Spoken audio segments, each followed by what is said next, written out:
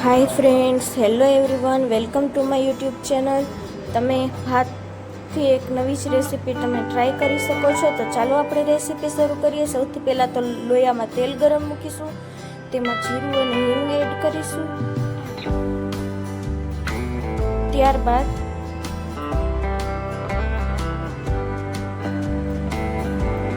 લાલ સૂકા મરચાં, લીમડાના પાન અને તજનું પાન આપણે તેમાં એડ કરી દઈશું.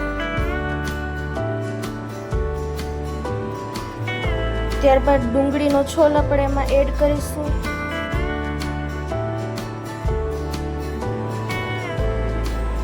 ડુંગળી એડ કર્યા બાદ ટમેટાનો પણ આપણે છોલ કરી લઈશું. તો ઓપ્શનલ છે, તમારે એડ કરવો હોય તો કરી શકો છો, ન કરો તો પણ ચાલે. ત્યારબાદ આપણે હળદર પાવડર એડ કરીશું, ચટણી પાવડર એડ કરીશું. ત્યારબાદ ધાણા જીરું પાવડર એડ કરીશું. સ્વાદ અનુસાર મીઠું એડ કરીશું. ત્યારબાદ બટાટાનો છોલ આપણે આમાં એડ કરી દઈશું. કાચું બટેટું આપણે ખમણી અને આવી રીતના એડ કરવાનું છે.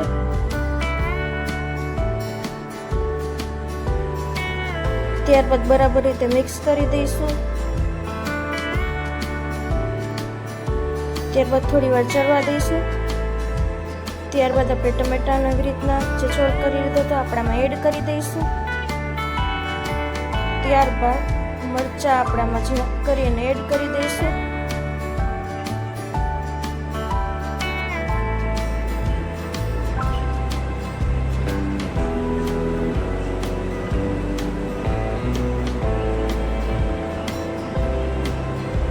ત્યારબાદ થોડું પાણી એડ કરીશું અને બધું ઉકળવા દઈશું સરસ.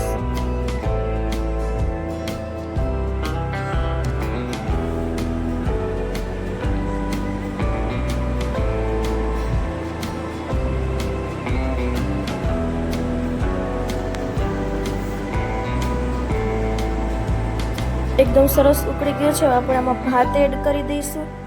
ભાત બાફીને રાખી દીધા હતા તેમાં તૈયાર આપણે એડ કરી દઈશું. જો વિડીયો ગમે તો લાઈક, કમેન્ટ, શેર અને અમારી ચેનલને સબસ્ક્રાઈબ કરી નાખજો.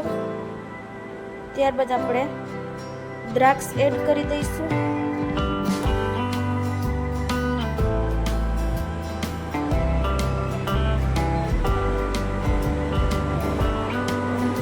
ત્યારબાદ વટાણા આપણે એડ કરી શકીએ છીએ.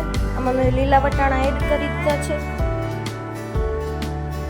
ત્યારબાદ લીંબુનો રસ એડ કરીશું. ત્યારબાદ ખાંડ પાવડર આપણે એમાં એડ કરી દઈશું. ત્યારબાદ સિંગના દાણા આપણે એડ કરી દઈશું.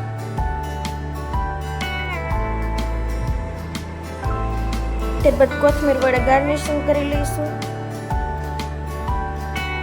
એકદમ સરસ રેસીપી તૈયાર છે. તમે ટ્રાય કરી શકો છો. બાળકોને પણ બહુ જ ભાવે છે.